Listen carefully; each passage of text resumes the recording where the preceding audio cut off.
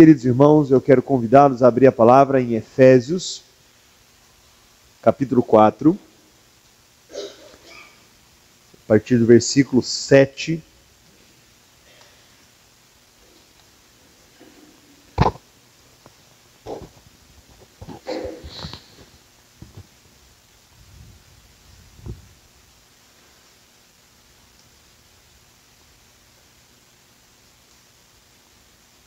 Efésios 4, versículo 7.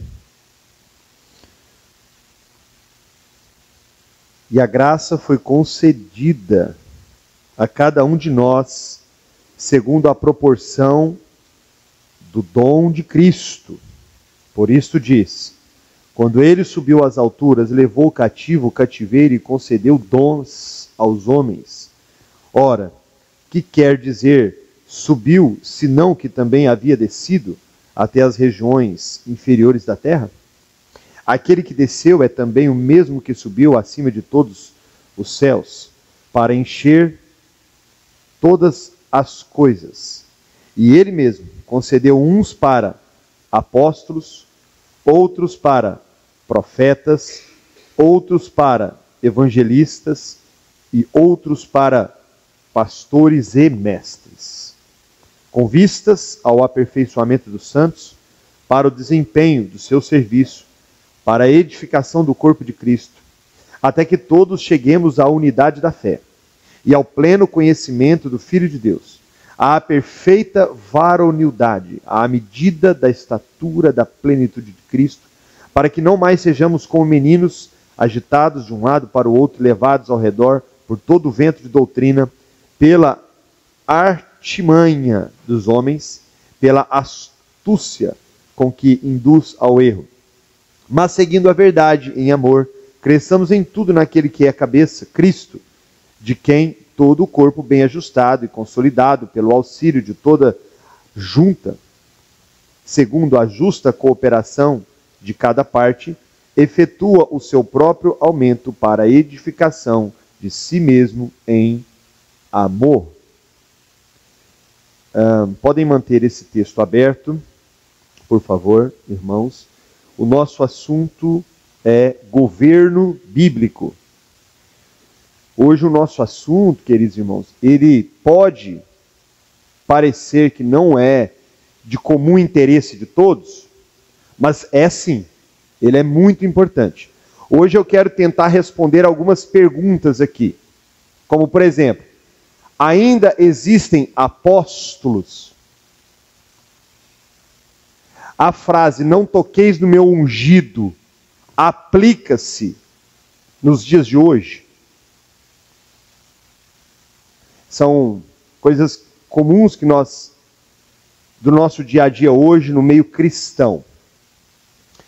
Como nosso estudo é sobre o que é uma igreja reformada, eu não sei se vocês se lembram, na primeira aula, muitos de vocês aqui estavam presentes, quando eu disse que a reforma protestante, ela nada mais é do que uma resposta a tudo aquilo que viveram-se durante séculos de escuridão, séculos de cegueira, séculos de mentira, séculos de heresia.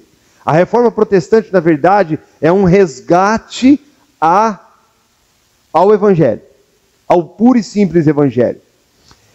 E o assunto governo bíblico, governo eclesiástico, o governo da igreja, ele foi um assunto muito trabalhado pelos reformadores. Mas por que será que eles deram tanta ênfase nisso? Por que será que eles se preocuparam tanto com esse assunto? Simples. Porque naquela época, o Papa, ele era considerado o mediador entre Deus e os homens. O Papa era visto como aquele homem que tudo que saía da boca dele era inerrante, era infalível e era inspirado pelo Espírito Santo. A igreja, ela não existia sem o Papa. O Papa era um semideus para o povo daquela época. O sistema de governo da igreja implicava em que tivesse um homem, um líder, que estivesse mais próximo de Deus, e esse homem, ele exercia o ofício de sacerdote, de profeta, para não falar de rei também. Então a reforma protestante do século XVI, ela surge e ela vê que isso era uma coisa importante se voltar à Escritura. O que será que a Bíblia diz sobre isso? O que será, como que a Bíblia vê a questão do governo dentro da igreja? Como deve ser o governo da igreja? Pedro realmente foi o primeiro Papa? Eis a questão. Pedro de fato foi o primeiro Papa? Pedro de fato era aquele homem que o Senhor Jesus levantou para ser sacerdote da igreja? Para ser o profeta da igreja? Para ser o exemplo máximo para a igreja? Será? Será que é assim que a Bíblia ensina? Será que o modelo de governo da igreja, nós hoje, aqui irmãos, a nossa igreja aqui, será que hoje nós deveríamos seguir esse modelo? Ter um homem, termos uma pirâmide em que está aqui um grupo de pastores, e aí aqui está outro grupo de pastores, e aqui está outro, e lá no topo tem aquele que é mais espiritual do que os outros, e ele fala com Deus, e ele que traz as orientações para os demais? Será que esse é o modelo bíblico? Será que nós devemos adotarmos esse sistema aqui hoje, nós como igreja reformada em Cristo? Será esse o melhor? Então hoje nós vamos ver isso à luz da palavra. Vamos deixar a Bíblia falar por ela mesma, e então depois nós tiramos conclusões, e eu gostaria muito que ao final, se alguém tiver alguma pergunta, eu puder responder. Mas como o assunto ele é um pouco extenso, e eu não quero passar do horário, então eu quero pedir que vocês estejam bastante atentos. A primeira coisa que nós precisamos entender, irmãos, é que o Senhor Jesus é o único cabeça da igreja. Esse é o primeiro ponto que os reformadores levantaram. Jesus é o cabeça da igreja. Ninguém pode substituí-lo. Ninguém pode estar acima dele. Ninguém pode dizer a ele o que ele deve ou não fazer. Esse é o primeiro ponto que nós não podemos perder de vista jamais. Vamos ver alguns textos ali que está sendo projetado. Eu queria que vocês acompanhassem a leitura. Olha lá no Velho Testamento, Isaías 9, versículo 6. Porque o menino nos nasceu, um filho se nos deu. O principado está sobre os seus ombros. E se chamará seu nome, maravilhoso conselheiro, Deus forte, Pai da eternidade, príncipe da paz. Veja que em Isaías 9, versículo 6, nos fala que o principado, quer dizer, o principado é o quê? Ele era o príncipe, ele era o governador, estava sobre os seus ombros. Já no Novo Testamento aponta Jesus como aquele que seria o governo. Por que isso é tão relevante? Por que isso é tão importante? Porque no Velho Testamento, a figura de um líder era algo muito importante. No Velho Testamento, o Espírito Santo, ele vinha sobre uma pessoa. E essa pessoa governava o povo. Esse é o modelo do Antigo Testamento. Então, quando nós vemos da figura, por exemplo, de Davi. Davi era rei. Davi, ele profetizou. Davi levava o povo em oração, embora ele não fosse diretamente um sacerdote. Mas ele chegou a exercê-lo de uma forma indireta. O Espírito de Deus estava sobre Davi. De forma que quando Davi peca, o pecado vem sobre o povo também. O juízo também vem sobre o povo. Então veja que no Antigo Testamento, a realidade era um pouco diferente da do Novo. Vocês se lembram quando Davi teve a oportunidade de matar Saul? E ele não fez? Ele teve duas oportunidades claras, reais. Ele chegou muito perto de Saul e não o matou. Por quê? Porque ele não queria tocar no ungido do Senhor. Davi sabia que mesmo Saul estando contra a palavra e os preceitos de Deus, ainda assim ele estava num posto, numa posição que Deus o havia colocado. E então aquele homem não poderia ser tocado, ele deveria ser respeitado, honrado, reverenciado.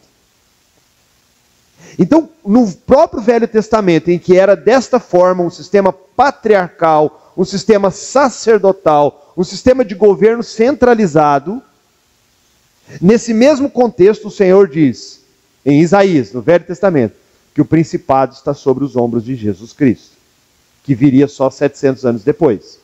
Olha comigo no outro texto em Miqueias 5. E tu, Belém Efrata, pequena demais para figurar como grupo de milhares de Judá. de ti me sairá e há de reinar em Israel. Essa é uma profecia a respeito de Jesus. Em Miqueias capítulo 5, é uma das profecias que fala de onde ele nasceria, no caso em Belém. Era uma profecia que falava a respeito do governo de Jesus e mostra que sairá aquele que reinará. Ou seja, ele traria o reino de Deus. O reino de Deus teria estabelecido por ele. E nesse reino ele seria o governador. Então o Senhor Jesus é o cabeça da igreja. Próximo. Olha o que Efésios 1 vai dizer. E pôs todas as coisas debaixo dos seus pés, e para ser o cabeça sobre todas as coisas, deu à igreja, a qual é o seu corpo, a plenitude daquele que tudo enche todas as coisas. Irmãos, Jesus, ele é o cabeça da igreja. Ele é o cabeça do corpo e da igreja, Colossenses. Isaías novamente, eu porém ungi o meu rei sobre o seu santo monte Sião. Ele, denominado pastor, falando de Cristo. Próximo, no Novo Testamento ele chama a si mesmo de mestre. Jesus se autodenomina mestre, o Senhor de todos, em Atos 10. Então, irmãos, só para a gente introduzir, o cabeça da igreja então não é o Papa. O cabeça da igreja então não é um pastor que teve uma revelação especial, que o Senhor mostrou para ele num sonho, que o Senhor levantaria uma grande obra e que essa obra seria assim assim. Não, não, 1000 vezes não. Nunca, queridos irmãos, como igreja de Jesus, podemos deixar isso de lado. Nunca podemos esquecer. O governo é de Cristo e ele não dará a mais ninguém. Ele é o cabeça, ele é o governador, ele é o rei, ele é o sacerdote, ele é o profeta, ele é o Senhor dos senhores, ele é tudo em todos. Deus instituiu ele assim. Quando o Senhor Jesus dá as últimas orientações em Mateus, ele fala assim: todo poder me é dado nos céus e na terra. Todo poder me foi dado. Deus conferiu a Cristo o governo, o reino. Quando nós vamos aqui, irmãos, preparar um estudo no futuro sobre a questão do reino de Deus. Quando Jesus vem, ele inaugura o reino. Ele apenas inaugura o reino. Quando fala assim, o reino de Deus é chegado. Porque até então havia um reino, segundo o Antigo Testamento. E o Senhor usava homens, figuras, como eu já disse. Mas no Novo Testamento não. No Novo Testamento, absolutamente. Jesus, ele é o cabeça, ele é o governo. É ele quem manda, é ele quem dita as ordens, é ele que está à frente de todas as coisas. Muito bem, mas como governo da igreja, como governador da igreja, como senhor da igreja, como cabeça, ele designou líderes. Ele designou homens para o serviço da obra. Isso é importante, irmãos. Cristo estabeleceu um governo na igreja. Olha que interessante isso. Embora o poder absoluto e total para governar pertença a Jesus Cristo, é evidente que ele conferiu aos seus apóstolos algum poder. Então veja lá, o Senhor disse a Pedro assim: eu te darei as chaves do céu. Quer dizer que ele é o porteiro? Quer dizer que se ele não abrir, ninguém entra lá? Não. As chaves dos céus quer dizer que o Senhor Jesus estava entregando a ele o evangelho da graça, para que ao pregar, a porta se abrisse da salvação para muitos. E não foi o que aconteceu em Atos? Ele pregou, 3 mil pessoas se converteram numa pregação. Depois ele pregou de novo, 5.000 se converteram. Era a chave. Ele estava usando aquilo que Jesus deu para ele. A chave, na verdade, é aquilo que abre a porta. O Senhor Jesus estava conferindo a ele o ministério da palavra. Jesus estava conferindo a ele o poder para pregar o evangelho, e esse evangelho abriria a salvação a todo aquele que nele cresce. Só que quando o Senhor Jesus diz isso a Pedro, irmãos, ele não estava dizendo isso só a ele. Ele estava dizendo isso ao colégio apostólico. Olha o que 2 Coríntios 10 fala assim: porque se eu me gloriar um pouco mais a respeito da nossa autoridade, a qual o Senhor nos conferiu para edificação, e não para a destruição vossa. Veja que Paulo fala, que foi conferido a ele uma autoridade, como apóstolo. Ou seja, para a gente não perder o fio da meada, Cristo é o governo, Cristo é o Senhor da igreja, mas ele confere a alguns homens a autoridade e o poder para ministrarem sobre a igreja de Deus. Ele fez isso com Pedro, ele fez isso com João, ele fez isso com Mateus, ele fez isso com Paulo, ele fez isso com alguns homens. Por que isso para nós tem uma certa relevância? Olha o próximo slide. Portanto, escreva essas coisas estando ausente, para que, estando presente, não venha usar de rigor, segundo a autoridade que o Senhor me conferiu. Paulo está falando, o Senhor me deu autoridade. Por que isso é importante, irmãos? Hoje nós vivemos dois extremos. Dois extremos. Talvez a maioria de vocês se encaixe em um desses extremos. O primeiro extremo é o pastor responsável, o pastor tal, que eu admiro. Nossa, ele é muito... Nossa, se não fosse ele na minha vida... A pessoa olha para ele, é Deus no céu e ele na terra. Se eu orar pela pessoa, não serve. Tem que ser aquela pessoa. Se eu entregar uma palavra, não serve. Tem que ser aquela pessoa. Endeusa, idolatra determinados líderes religiosos. Esse é um extremo. Nossa, aquele ali, nossa, quando eu estou na presença dele, nossa, eu já sinto o poder. Nossa. Tem pessoas que estão nesse extremo. E tem outros que estão no outro extremo. Não, isso não existe. Isso não existe. O Senhor abençoa toda a igreja.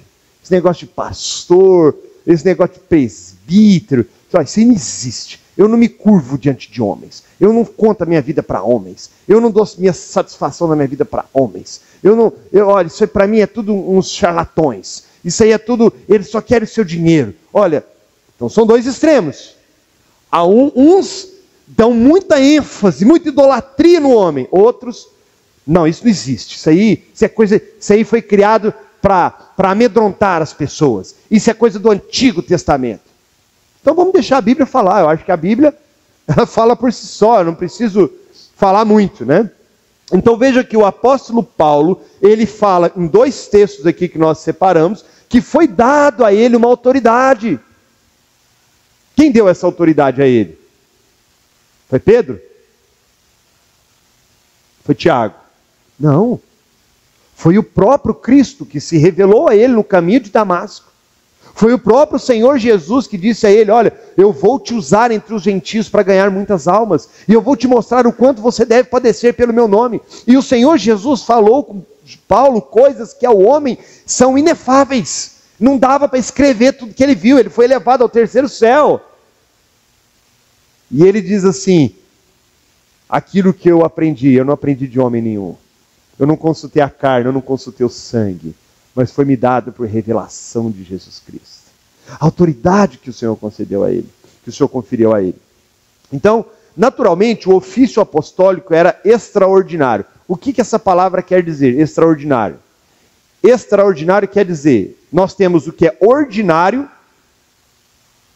e nós temos o que é extraordinário. O que é ordinário? Que é o ordinário é o método básico. É a forma principal de Deus agir. O extraordinário é extra. É um caso à parte. O ministério apostólico não existe mais. O ministério apostólico se encerrou na era apostólica. Nós temos visto muitos arrolando para si o título de apóstolos. Não passam de hereges, falsos profetas. O apostolado foi um ministério dado por Cristo por um tempo determinado. Veja só, Atos capítulo 1, versículo 21 e 22. É necessário, a letra está miudinha, né, irmão? Se alguém quiser sentar mais na frente, pode. É necessário, pois, que dos homens que nos acompanharam todo o tempo que o Senhor Jesus andou entre nós, começando no batismo de João, até o dia em que dentre nós foi levado às alturas, um destes se torne testemunha conosco da ressurreição. O que é isso? Quando os discípulos, os apóstolos, se reuniram após a ressurreição, eles eram 12, vocês lembram? 12 apóstolos. Um traiu Jesus. Quem foi? Judas. Ficou 11, não ficou? Ficou 11. Os apóstolos entenderam que precisava colocar outro no lugar. E aí fizeram uma votação ali. Apresentaram 2 nomes. Mas quais eram os requisitos para eles serem, esse homem ser eleito e contado com os 12? Ter andado com Jesus em seu ministério e ter visto a morte e ser testemunha da ressurreição. Eu pergunto para vocês, os apóstolos de hoje em dia andaram com Jesus os 3 anos de ministério?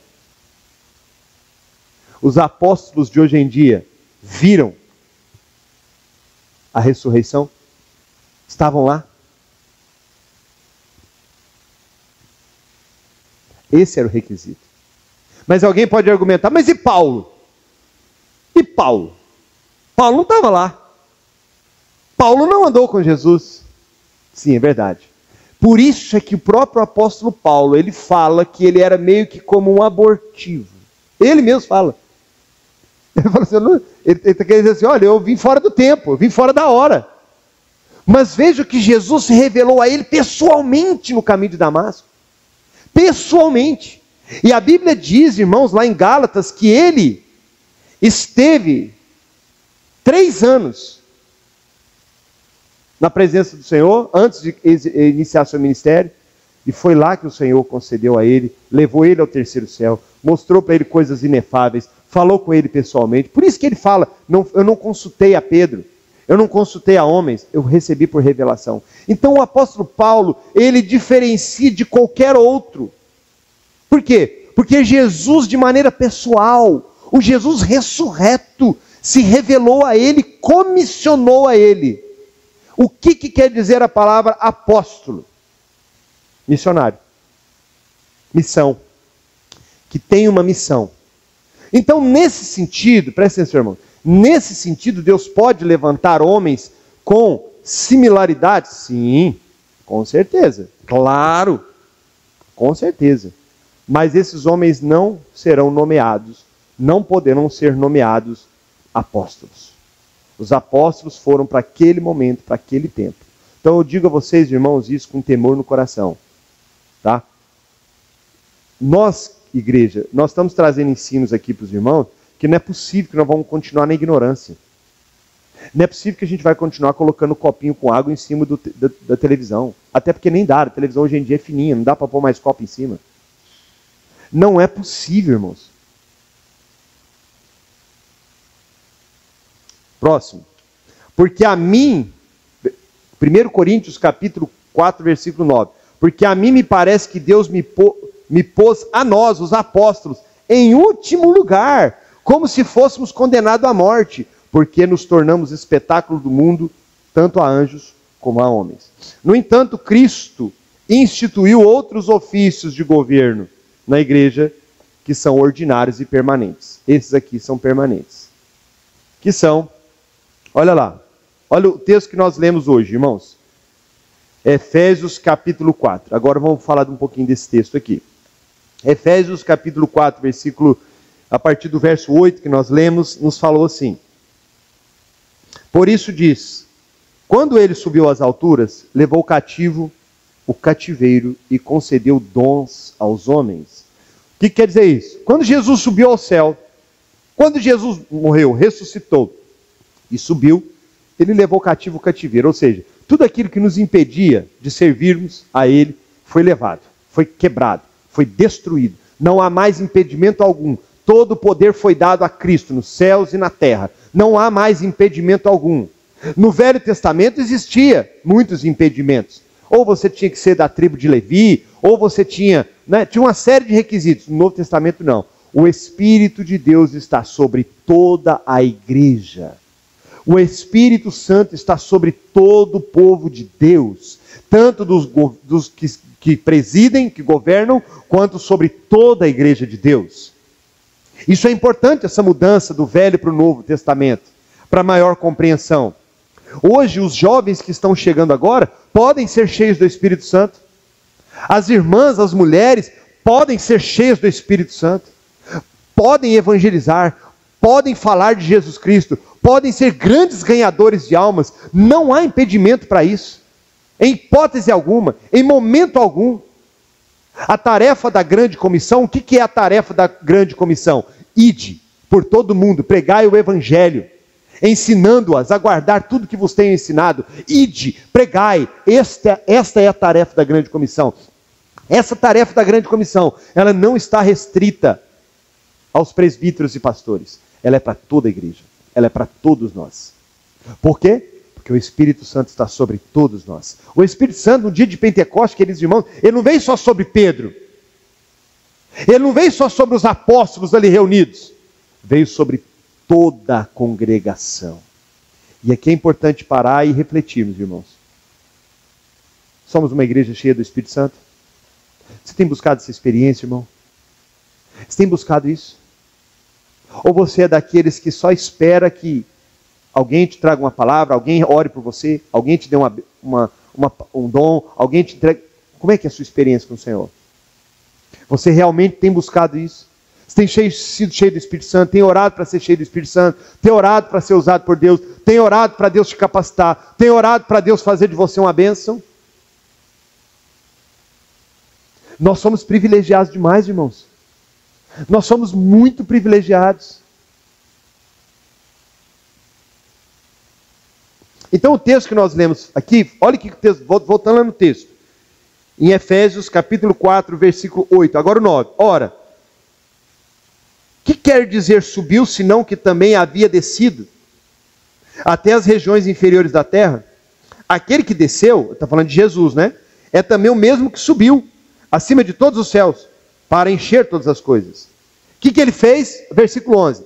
Ele mesmo concedeu uns para apóstolos, outros para profetas, outros para evangelistas e outros para pastores e mestres. É interessante esse final aqui, porque pastor e mestre é um só. Pastores e mestres. Então, veja a distinção. Primeiro, ele está falando que o Senhor subiu aos céus e concedeu dons. Queridos, o ministério é um chamado. É um dom espiritual. É um dom de Deus. O ministério é um chamado que Deus faz àqueles a quem o Senhor separou para isso. Isso é muito importante. Porque nós temos uma tendência natural a querer que todo mundo vá e seja um grande homem de Deus, e seja um grande pregador, e seja um grande pastor. É um anseio nosso. Não está errado, não. Mas o Senhor confere esse dom a alguns e não a todos. É um chamado. É um chamado muito específico. É um dom que é distribuído por quem? Pelo cabeça, por Cristo. Isso é importante nós entendermos, queridos irmãos. Vejam comigo aí em 1 Coríntios 12, está projetado, versículo 28. A uns estabeleceu Deus na igreja primeiramente apóstolos. Em segundo lugar, profetas. Em terceiro lugar, mestres. Depois, operadores de milagres. Depois, dons de curar. Depois, socorros, governos, variedades de línguas. Vocês percebem aqui, irmãos, que isso aqui é uma outra lista de dons espirituais que há na palavra? Nós estávamos acostumados com uma só, né? Só que hoje eu já li duas e não li aquela que nós estamos acostumados. Efésios capítulo 4 são dons ministeriais. Dons espirituais ministeriais. Esses dons aqui, de 1 Coríntios 12, 28, são dons também ligados a ministério e a serviço. Então veja bem, a uns estabeleceu Deus. Deus estabeleceu. Deus levantou. Deus preparou. Deus concedeu dons. Apóstolos. Segundo lugar, profetas. Em terceiro lugar, mestres. Depois, operadores de milagres. Depois, dons de curar, socorros, governos, variedades de línguas. Presta atenção no que eu vou dizer aqui, irmãos. Eu vou abrir só um pequeno Hoje o meu assunto não é dons espirituais, mas é porque a gente vai falando e... Vocês percebem aqui comigo, nesse texto aqui, 1 Coríntios 12, que o dom de milagres não é um dom que quando a igreja canta alguém é curado, não. Não é um dom que quando a palavra é pregada alguém é curado, não. Esse dom era conferido a uma pessoa. Operadores de milagres. Vocês lembram quando João e Pedro foram orar no templo e tinha um coxo lá? E o coxo pediu uma esmola? E a Bíblia fala que João e Pedro, eles não orou por ele não. Eles não fizeram um clamor por ele não. Eles disseram assim: eu não tenho prata e nem ouro, mas o que eu tenho eu te dou. Levanta e anda. Vocês já pararam para pensar nisso? Não teve nem oração ali. Eles ordenaram. Eles deram uma ordem. E aquele homem que não andava, levantou-se e andou. Por quê? Porque foi conferido a eles o dom de milagres. A sombra de Pedro curava, irmãos. Vocês têm ideia do que é isso? Ele ia passando, e aonde a sombra dele passava, tinha os doentes iam sendo curados. Eu pergunto, vocês conhecem alguém assim hoje? Já foi apresentado assim, pessoalmente para vocês? Alguém assim? Hoje. Os aventais de Paulo curavam. Vocês conhecem alguém assim hoje? Então tá, vamos prosseguir. A autoridade na igreja pertence a alguns. Por que isso é importante? Vamos ver. Essa autoridade é conferida aos pastores, presbíteros e bispos, que são superintendentes. Olha o que fala em Efésios, no mesmo texto que nós lemos, que estamos abertos. E ele mesmo concedeu uns para apóstolos, outros para profetas, outros para evangelistas e outros para pastores e mestres.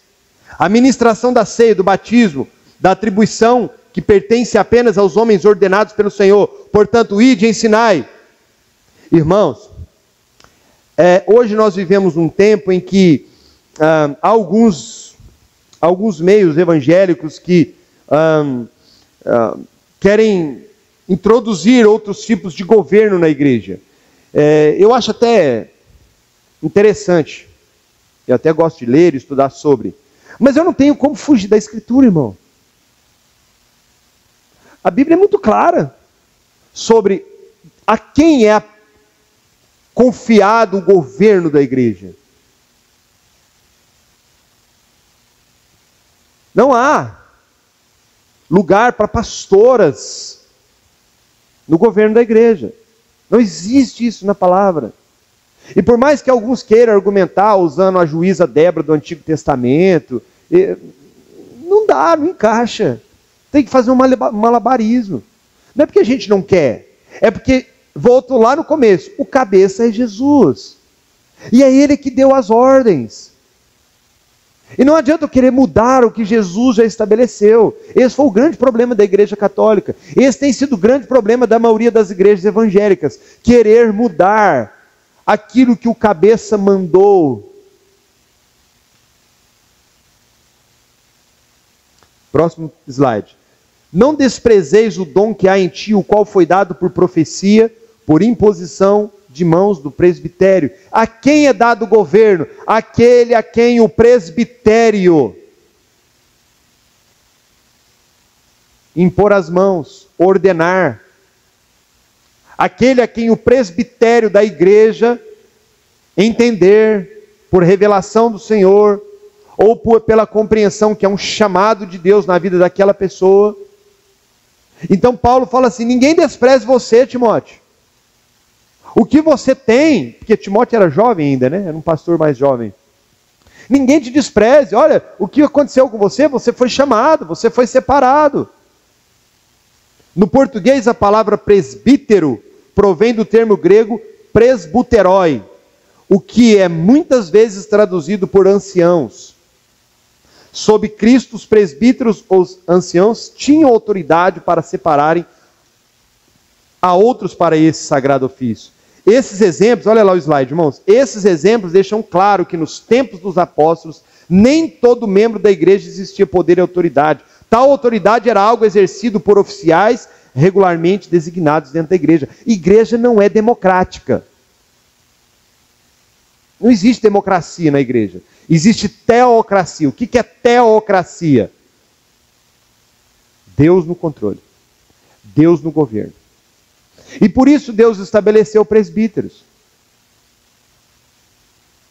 A palavra presbítero aqui, ela é a mesma coisa do que ancião e a mesma coisa do que bispo. Nós vamos ver isso um pouco mais na frente. Um pouquinho mais na frente eu explico para vocês. Próximo.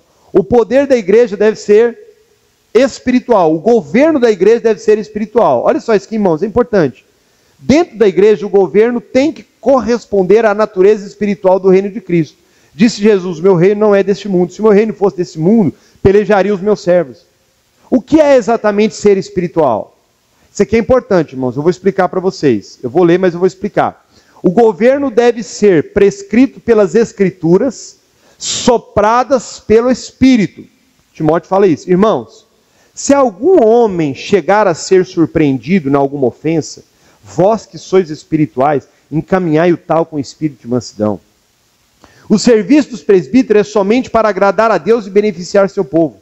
O propósito deles é produzir santidade e remover pecado, porque esta é a vontade de Deus, a vossa santificação. Então veja bem, o governo da igreja pelo presbítero, eu vou explicar para vocês essa questão de nomes já, ele tem que ser espiritual.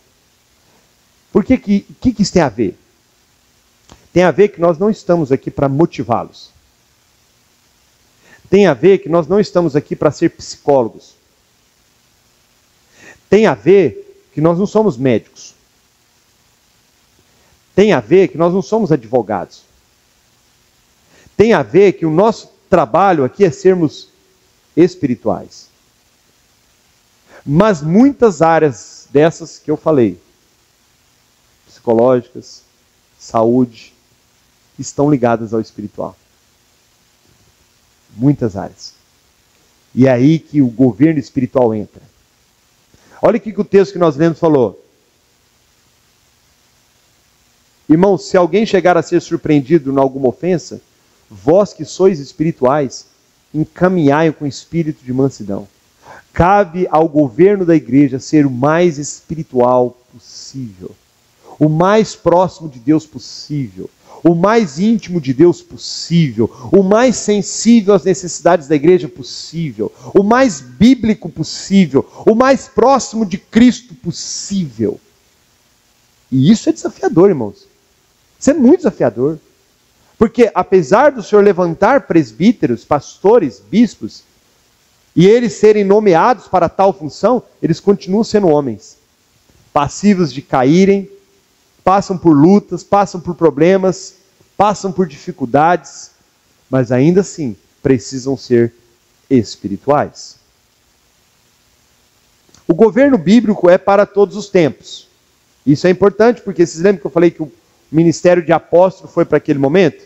Então, nós temos o exemplo de Mateus, né? Portanto, ide, fazer discípulos. Então, é um ide, é uma ordenança, fazer discípulos, né? Que guardem a palavra, que guardem os ensinamentos. E também fica claro, embaixo do slide, que os ofícios bíblicos devem continuar na igreja até o fim que deles sejam alcançados. Vejam comigo, voltem comigo aqui na Bíblia, Efésios 4, versículo 12. Olha o que fala lá. Efésios 4, 12. Com vistas ao aperfeiçoamento dos santos para o desempenho do seu serviço, para a edificação do corpo de Cristo, até quando? Que todos cheguemos à unidade da fé e do pleno conhecimento do Filho de Deus, à perfeita varonilidade, à medida da estatura da plenitude de Cristo. Eu pergunto para vocês, irmãos, já chegamos à unidade da fé? Sim ou não? Já chegamos, irmãos, à unidade da fé? Todos pensamos a mesma coisa? Nós estamos totalmente 100%? Não, né? Já chegamos ao pleno conhecimento do Filho de Deus? Sim ou não, irmãos? Irmãos, chegamos? Março? Acho que não, né? Está bem longe, né? Pelo contrário, né? Já, olha aqui, à medida da estatura, da plenitude, a estatura de varão perfeito, já chegamos lá, irmãos? Ah, não, então tem que continuar o ofício, aí. Aí piorou, né, Lucas? Aí que nós estamos, né? Aí nós estamos ainda petitinho ainda. O crescimento nosso está assim, né, devagarzinho, aos poucos, né? Estamos estudando aqui coisas básicas da fé, como exemplo, né? Próximo slide. É o texto que eu li, né? Olha no finalzinho lá, ó. Que guardes o mandamento imaculado, irrepreensível, até a manifestação do nosso Jesus Cristo. Guardes o mandamento. Paulo está falando para Timóteo, guarde o ministério, guarde o que eu tenho mandado. Até quanto? Até a sua igreja estar cheia. Até você ser uma mega igreja que alcance todas as nações. Não. Até a manifestação do nosso Senhor Jesus Cristo. Até que Ele volte. Até que Ele volte. O governo é para o bem-estar da igreja. Isso é importante porque nós não gostamos, né, irmão, de ser governados, né? Na verdade, nós não queremos ser governados, né? Eu vou falar uma coisa aqui para vocês, antes de nós entrarmos nesse ponto, que 90% das pessoas evangélicas que nós recebemos aqui nessa igreja chegam cheias de traumas. 90%. A gente aproxima delas e elas já dão um passinho para trás. Ela não quer saber. Ela não quer saber de... Ó, eu vou lá na igreja, mas assim, ó, acaba o culto, porque eu não quero ninguém... Não quero... Ó, tá bom. Você e eu cá. Eu gosto de pastor lá no púlpito. Aqui, não chega muito perto, não. Nós estamos vivendo esse momento, irmãos. Mas será que é assim que deve ser? O governo é para o bem-estar da igreja. Eu vou ler essa parte que ela é importante. Pode-se demonstrar pelas escrituras que uma igreja pode existir sem governo bíblico próprio. Pode. Por exemplo, em Atos 14 diz que Paulo e Barnabé designaram-lhes presbíteros a cada igreja, no versículo 23 de Atos 14. Isso quer dizer que antes que quaisquer nomeações fossem feitas, os crentes já se congregavam e formavam igrejas. Porém, igrejas sem oficiais não são o ideal. O que nelas está faltando deve ser suprido o mais rapidamente possível. Tito 1 vai dizer assim, que o Senhor colocou Tito lá em Creta para que estabelecesse presbíteros para cuidar da igreja. Por que esse assunto é importante? Em Atos, capítulo 14, havia uma igreja. Só que essa igreja não tinha oficiais. Não tinha pastores. Não tinha presbíteros. Quando Paulo toma conhecimento disso, imediatamente ele designa homens para serem. Por quê? Porque não é necessário que se tenha imediatamente um pastor. Uma igreja pode ser guiada pelo Espírito Santo, ter uma irmã que ora, ter um irmão que ora, um irmão que toca, alguém que traz uma palavra por um tempo, até que o Senhor prepare. Para a igreja avançar, é necessário ter um ministro da palavra. É isso que o texto em Atos está dizendo. É isso que Paulo diz a Tito em Tito capítulo 1, versículo 15. Agora, nós vamos entrar no ofício propriamente dito do presbítero. Vamos lá. O Novo Testamento usa dois títulos para aqueles que governam. Um é presbítero e o outro é bispo. Eles não devem ser imaturos, inexperientes ou deficientes em sabedoria. Eles não devem ser novos convertidos, não provados na doutrina e no serviço. Ao contrário, eles devem manifestar sólido caráter. Próximo. A nossa palavra portuguesa bispo tem a sua origem na junção de dois termos gregos. Epi, que significa por cima, e skopeo, que significa ver ou vigiar. Ou seja, o bispo é alguém que vê ou vigia tudo. Ele é um supervisor. E esse nome descreve a natureza da obra associada com o ofício. A superintendência responsável. Ou seja, o apóstolo Paulo, ele usa o mesmo termo para a mesma coisa no Novo Testamento. Então, pastor, presbítero, bispo, é uma mesma coisa no Novo Testamento. Vou repetir. Pastor, presbítero e bispo é uma mesma coisa. Porém, o pastor, ele é meio que como um mestre. Lembra que lá em Efésios está escrito pastores e mestres? Então ele preside sobre os demais. O presbítero, ele pode ser alguém que apenas lidera, ou ele pode ser alguém que é mestre no ensino. Eu vou falar rapidamente sobre isso, que não dá tempo. E o bispo? O bispo é aquele que está, às vezes, numa coordenação de outras igrejas. Esse é o bispo. Mas todos são presbíteros. Todos. Então a Escritura emprega dois termos, presbíteros e bispo, de modo intercambiáveis. O que é intercambiáveis? Similares, né? Para denotar o mesmo ofício, pois são duas atribuições do mesmo ofício. Em Atos 20, Paulo chamou a Mileto os anciãos de presbítero, e depois dirigiu a eles como bispos. No mesmo texto, Paulo usa os dois termos. No mesmo texto, para a mesma igreja, ele usa os dois, para designar as mesmas pessoas. Então, quando a gente ouve falar anciãos, é a mesma coisa também. E isso aqui é legal, irmãos, porque tem uma igreja aí, eu prefiro não falar o nome, que ela fala assim, a sua igreja tem pastor? Aí é heresia. Heresia. Pastor é só Jesus. Na minha igreja tem ancião.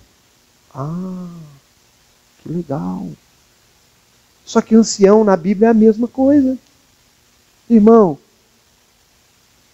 é a mesma coisa que o Gabriel resolveu me chamar de father. Father é pai em inglês. É a mesma coisa. Só que diferente, entendeu? É a mesma coisa, mas é diferente. Uma coisa não anula a outra. Não, na minha igreja não tem presbítero, na minha igreja tem cooperadores. Tem? Cooperador é aquele que está ao lado, que está junto. Ou seja... Então, irmãos, às vezes esse joguinho de palavras, às vezes é só para querer ser diferente. Pode ser, não está aqui, pode ser que às vezes uma igreja adote, por exemplo, uma hierarquia. Vamos assim dizer. Não, na minha igreja tem o bispo, que está, né, esse cara aqui é bispo. Ele está na superintendência de todas as nossas igrejas por toda Minas Gerais. E tem o pastor é aquele que é o governo da nossa igreja. E tem os presbíteros, que são os cooperadores que auxiliam ele no trabalho. Tudo bem, está tudo certo. Não tem problema nisso. Mas no caráter bíblico é a mesma coisa. Eles têm funções diferentes, mas o nome não... Nós vamos ver isso rapidamente. Pode passar o próximo. Porque é indispensável, olha o que Tito fala, que o bispo seja irrepreensível como dispenseiro de Deus. Uma característica do bispo. Ambos os termos também aparecem em 1 Pedro capítulo 5. Aqui no 1 Pedro capítulo 5, eu ia pedir, mas nem vou pedir para vocês abrirem, o apóstolo Pedro, ele chama a si mesmo de presbítero. Interessante, né, Jean? Porque ele era apóstolo. O Pedro era apóstolo. Mas ele chama a si mesmo de presbítero. Ele está falando para os presbíteros e ele se coloca no mesmo patamar. Ele poderia ter se exaltado. Ele poderia ter falado, ó, vocês aí, presbítero, vocês não são igual eu não. Eu sou apóstolo. Vocês aí, vocês têm que fazer o que eu mando. Não, ele se colocou tranquilo, como presbítero. Paulo e Barnabé visitaram de novo as igrejas em Listra, Icônio e Antioquia e designaram-lhe presbíteros para cada igreja. Está aí os textos. O dever dos presbíteros, governar, é o primeiro deles. Então nós temos exemplos no Antigo Testamento, Moisés era um governo. Nós temos um exemplo da sinagoga. Nas sinagogas do Antigo Testamento existia um líder da sinagoga, Jairo era um deles. Então a igreja ela meio que segue um modelo, né? um modelo do Antigo Testamento de liderança. Tiago, interessante que Tiago, no Novo Testamento, capítulo 2, versículo 2, vale a pena ler esse versículo. Se, portanto, entrar na vossa sinagoga, interessante isso aqui, né? Eu nem tinha tentado para esse detalhe. Aqui é o Novo Testamento. E Tiago fala assim, se alguém entrar na vossa sinagoga, mas sinagoga não é do velho? Então ele está se referindo sim à igreja, meio que como que um modelo extraído do Antigo Testamento. Se, portanto, entrar na vossa sinagoga algum homem com anéis de ouro nos dedos, ou traje de luxo, e entrar também algum pobre. Então ele está dando algumas instruções ali para a igreja. Outras referências do Novo Testamento a governos falam que eles presidem sobre vós no Senhor. Eles vos governam. Os presbíteros que governam bem sejam estimados por dignos de duplicada honra, e principalmente os que trabalham na palavra. Veja que aqui faz distinção dos que governam e dos que trabalham na palavra e na doutrina. Os presbíteros governam e devem governar bem, porque é indispensável que o bispo seja irrepreensível. Olha esse texto aí, não vou ler, vamos pular, que é o de 1 Pedro capítulo 5, né? O Pedro falando sobre os presbíteros. E, próximo slide, 1 Timóteo 3, versículo 4.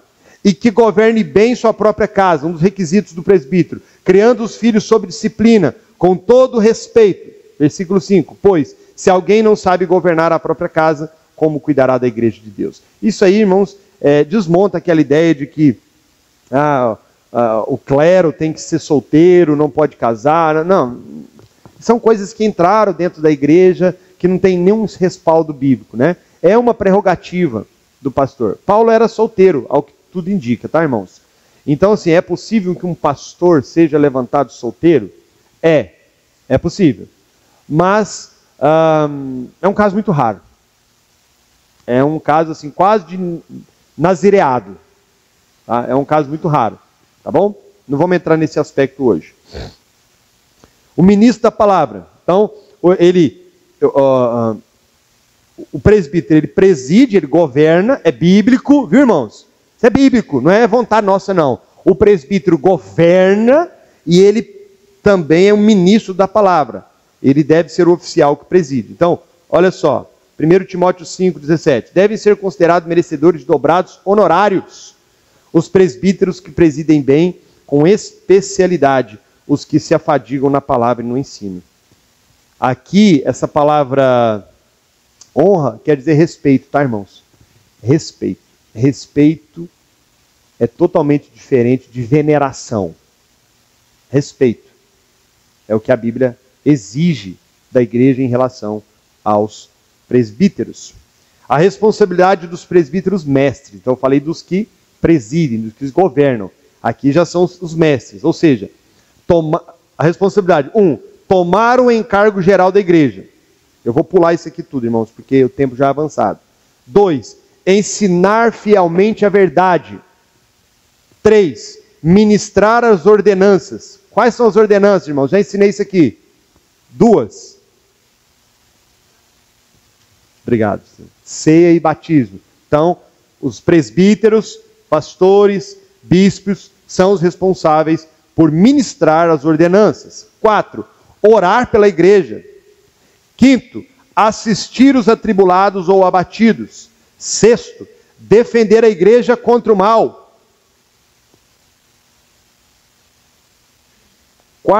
7. Estabelecer exemplo de piedade. Esse aqui eu preciso ler. O presbítero mestre deve viver a doutrina que ensina, confirmando assim a sua congregação. Olha só, ninguém despreze a tua mocidade, pelo contrário, torne-se padrão dos fiéis, na palavra, no procedimento, no amor, na fé e na pureza. O presbítero, o pastor, o bispo, ele tem essa responsabilidade tão difícil, que é de ser o padrão da igreja. O padrão. Sabe aquele nome que você olha e fala assim, meu alvo é ser igual ao meu pastor. O meu alvo é ser igual ao meu presbítero. Eu acho que Paulo aqui, ele deixa, né, os pastores, os presbíteros numa situação bastante elevada no sentido de responsabilidade, não é? Olha o que Paulo fala a Tito.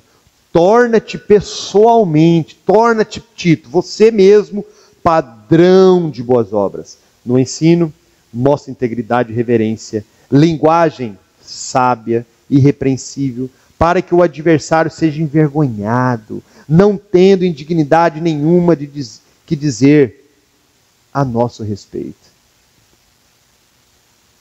E a responsabilidade dos presbíteros regentes, ou seja, aqueles que governam, aqueles que presidem, aqueles que estão governando a igreja. Levar os membros da igreja a observarem a vontade revelada de Cristo na sua totalidade. Separar ou designar homens para o ofício da igreja. São eles aqui que separam esses homens. Observar o comportamento dos membros. Estar atento à igreja. Quando o pastor, irmão, quando um presbítero chama você e fala assim, irmã, eu vou dar um exemplo, tá, irmãos? Um exemplo hipotético. Irmã, o que é isso aqui? O que é isso aqui na sua rede social, irmã? O que é isso que você está postando aqui, irmã? Hoje, se fizer isso, a pessoa escandaliza, né? O que você tem a ver com a minha vida, pastor? O que você tem a ver? Deus deu a vida para cada um, cuida da sua vida. É assim que as pessoas falam, irmão. Mas, biblicamente, dá um exemplo para os irmãos. Uma vez eu coloquei uma foto no meu perfil de WhatsApp. Eu tinha ido para Olímpia. Eu estava com uma foto, irmão. Não estou mentindo, não. Daqui para cima, eu estava dentro da piscina. A foto mostrava daqui para cima. Não deu 20 minutos que eu mudei a foto do perfil. Meu pastor me ligou. Ele me ligou, ele não mandou os WhatsApp, não. Paulinho, que é isso, Paulinho? Isso é nudez. Seu corpo é para sua esposa. Irmão, misericórdia, tira isso, Paulinho, imediatamente. Não se exponha, irmão. Assim, desse jeito, nesse tom de voz. Sem brigar, nesse tom de voz. Irmãos, eu não sabia onde enfiar a cara. Eu acho que eu fiquei tão vermelho, que se eu pudesse, eu abri um buraco, enfiava dentro da terra. Vocês acham que eu fiquei bravo com ele? Ele era o meu pastor. Ele estava falando por amor. Ele estava me dando orientação. Ele governa, ele preside. Os irmãos entendem isso? Então, observar o comportamento dos membros. Julgar questões relacionadas à doutrina ou à prática. Julgar mesmo. Questões relacionadas à doutrina ou à prática. Irmão, vem cá, senta aqui comigo. Eu estava observando o irmão, eu tenho observado um comportamento na vida do irmão, e tal. Nossa, pastor, eu nem tinha percebido. Então, irmão, não, estou te dando uma palavra aqui no Senhor, a palavra de Deus diz assim, assim, assim, é para o benefício do irmão. Ora o Senhor nesse sentido. Qual a dificuldade, irmãos? Eles foram levantados para isso. Para nos apacentar, para governar, para presidir, para julgar questões práticas ou doutrinárias. Próximo, cuidar das almas do povo. Uma vez eu recebi uma ligação desse mesmo pastor. Ele me ligou do nada. Paulinho, paz, querido. Ele falava assim, paz, querido. Paz, pastor, que coisa boa. Aconteceu alguma coisa? O pastor, quando liga para a gente já pergunta. A gente já fica com medo, né? Ixi, pastor, você já olha assim, o pastor está me ligando. Ai. Você já pensa, o que eu arrumei, né? Ele me ligou. Ô, pastor, aconteceu alguma coisa? Não, Paulinho, estou ligando só para te fazer uma pergunta. Como é que está a sua alma? Irmão, vocês não têm ideia o quanto isso me quebrantou. Não, eu estava trabalhando, parei o serviço. Pensei, nunca ninguém me fez essa pergunta. O que eu respondo? Pastor, eu falei, pastor, não sei. Não tinha pensado nisso. Como que está a minha alma? O senhor está querendo saber se eu estou bem? Não, Paulinho, eu quero saber como é que está a sua alma. Irmão, isso aí foi um choque para mim. Então, é uma responsabilidade do pastor, do presbítero, né? Que governa. Próximo, empenhar-se em remover contendas e divisões. Olha o que fala em 1 Tessalonicenses. Tende paz entre vocês, entre vós. A ideia aqui do apóstolo é que os presbíteros devem estar sempre preocupados com a preservação da unidade da igreja. Então é responsabilidade do pastor unir, juntar, apaziguar o problema. Não aumentar, diminuí-lo, né? Olha que interessante. O caráter que se requer dos presbíteros. Aí agora aqui, irmãos, eu tenho que pedir para vocês abrirem, não tem jeito. 1 Timóteo capítulo 1. Vai lá comigo. Não precisa projetar não, Gabriel. Pode deixar ali. 1 Timóteo capítulo 3. Obrigado.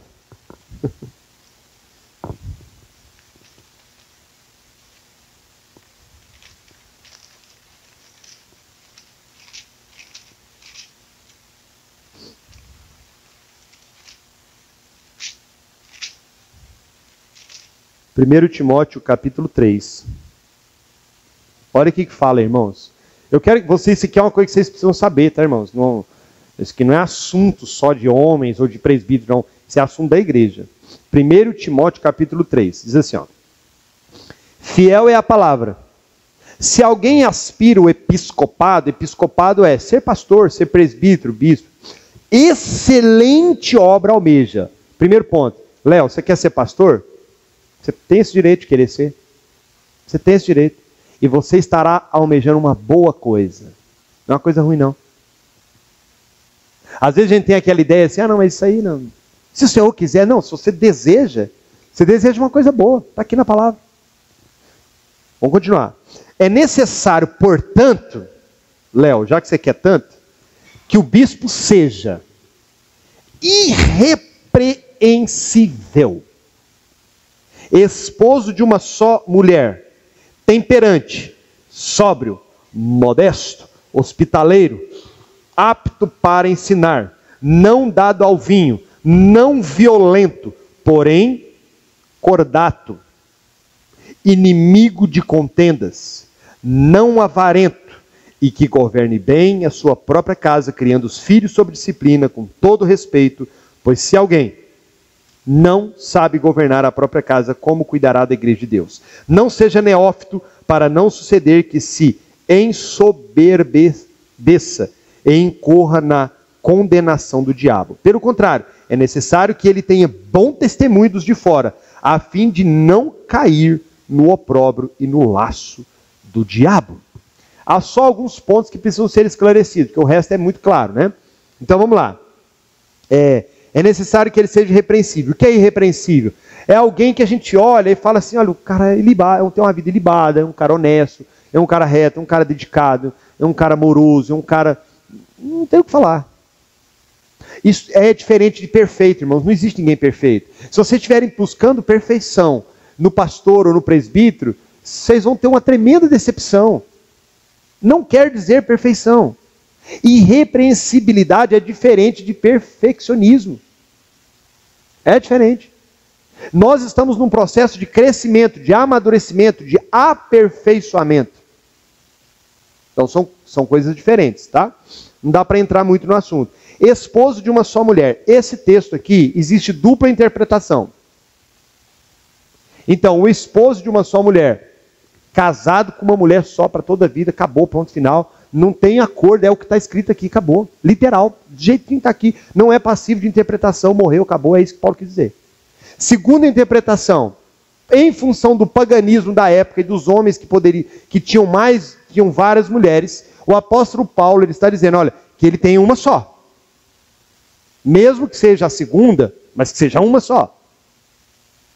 Se tiver dentro dos requisitos, que separou por questão de adultério ou por questão de abandono, e casou-se de novo, e ele é esposo de uma só mulher, então ele se encaixa. Então essas são as duas vertentes. Com qual a nossa igreja vai ficar? Depois o pastor vai dizer. Ok? Mas são duas linhas de pensamento dentro do meio reformado, inclusive. Não é de outras igrejas, não. Dentro do meio reformado. Tá bom? Temperante. O que é temperante? Aquele cara que qualquer coisa ele explode. Quer saber então?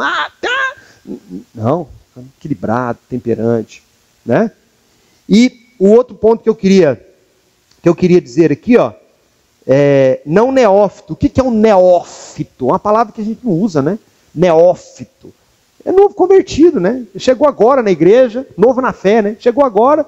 Nossa, eu vi que aquele irmão ele tem um dom da fala. Ele é palestrante lá na USP. E ele tem o dom da fala. Nossa, temos que levantar ele para ser pastor. Não, calma. Ele é novo ainda na fé, tem que conhecer a fé. Ele pode ter vários talentos, mas ele tem que conhecer o Senhor ainda. Então tá aqui, irmãos, a lista da qualificação tá aqui, ó. Tem que preencher isso aqui, tá bom? Para ser um presbítero, um pastor na presença do Senhor. Por último, os presbíteros têm que possuir, próximo slide, os imprescindíveis dons espirituais. Eles devem ter o dom de ensino, uma segura compreensão da verdade, entendendo a doutrina ensinada nas inerrantes escrituras. Isso é importante, irmãos. Isso é importante, já estou terminando, já vou para a conclusão. Porque não faz sentido um presbítero, um pastor, que não domine a Escritura, não apenas para ele mesmo, mas que ele também saiba ensiná-la. A grande função do presbítero é o ministério da palavra e a oração. É o grande motivo do Senhor Jesus ter separado.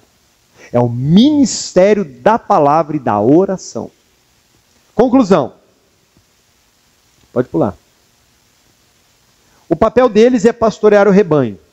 E para cumprirem com êxito tal papel, eles têm que ter um bom relacionamento com o seu povo e ser conhecidos por sua amabilidade e sabedoria. Não deveríamos respeitar nossos pastores orando por eles e lhes dando o nosso apoio? Não deveríamos fazer isso, irmãos? Os ministros carecem de oração. Olha esse ponto importante. Os ministros carecem de oração para que consigam pregar com poder a verdade. Os presbíteros regentes carecem de oração, que os capacite a aplicar a verdade a cada área da vida da igreja. Olha o texto aí. Dar-vos-ei pastores segundo o meu coração, que vos apacentem com conhecimento e com inteligência.